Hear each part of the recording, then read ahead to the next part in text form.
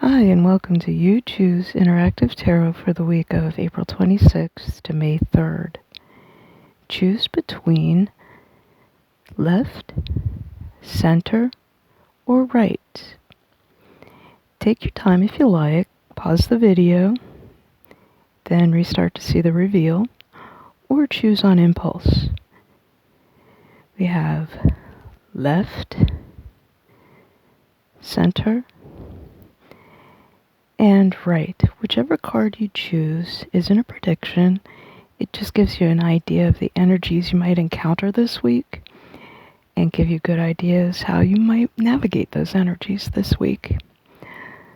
On the left, we have the Seven of Cups. In the center, we have the Ten of Coins. And on the right, we have the Ten of Wands.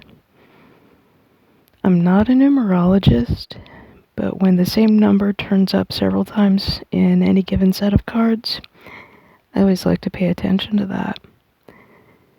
The boilerplate recommendation for numbers that repeat or however they may turn up or whatever context they may cross your path in a reading.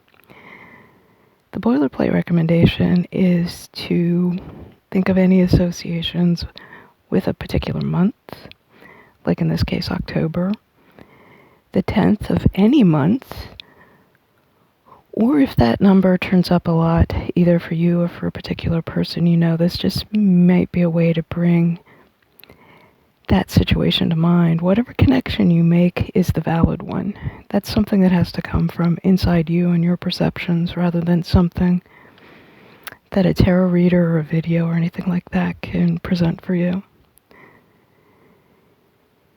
Looking at all three cards together, again, I get that scattered feeling, that speckled stone feeling, where we're all still connected, but it's not so much a communal zeitgeist energy like it was last year. It's more like we're breaking back out into our individual paths a little bit.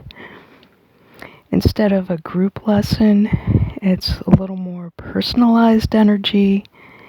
And also there's a sense, rather, of them being led.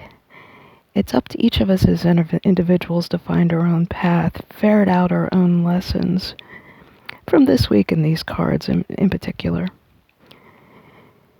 First of all, on the left, we have the Seven of Cups. This classically represents overthinking, too many choices. Modern marketing might call it decision paralysis. It's usually a hint to stop thinking so much and just keep it simple. Simplify, also follow your intuition. Out of all the stuff that's available to you, what's your gut tell you is the right way to go? And it also carries a thread of reminder when it comes to gratitude. The phrase embarrassment of riches often comes to mind with this card.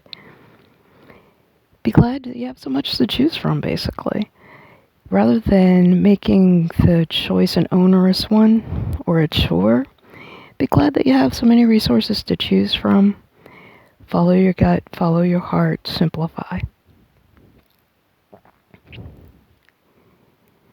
The center card, the Ten of Coins, or Ten of Pentacles, depending on which deck you're using, is classically a very happy one, a good fortune card, good news all around.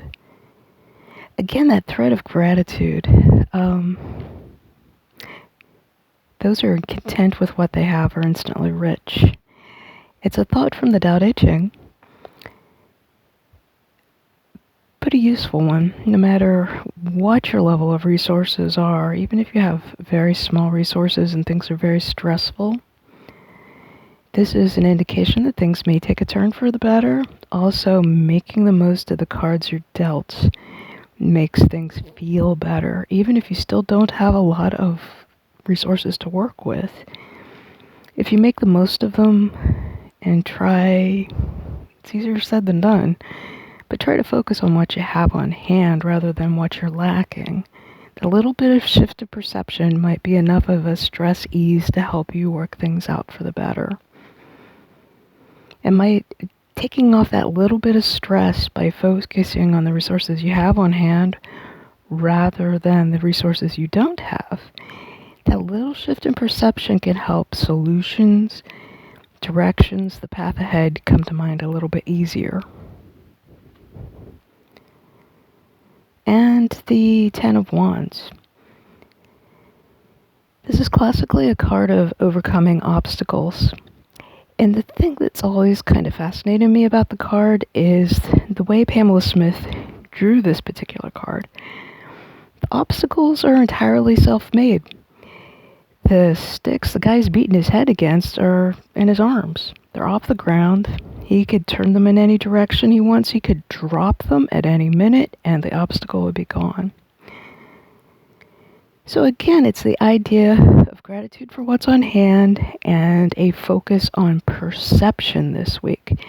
It's not so much what's actually happening or what's actually there, but focus on your perception of it. If you shift your focus from the glass being half empty to the glass being half full, the actual water in the actual glass doesn't change, but your perception of it changes, which changes everything. So take care of your perceptions this week if you chose this card. And there you have it. Individual paths, individual lessons, still kind of working on our individual selves rather than the group zeitgeist energy we had been seeing before. Thank you for watching. I certainly appreciate it. If you want to read more of the print-only content that's on the blog, the link is in the description below. While you're there, I appreciate any likes, subs, or shares you can spare. Thank you very much for listening, and we'll see you on the print side.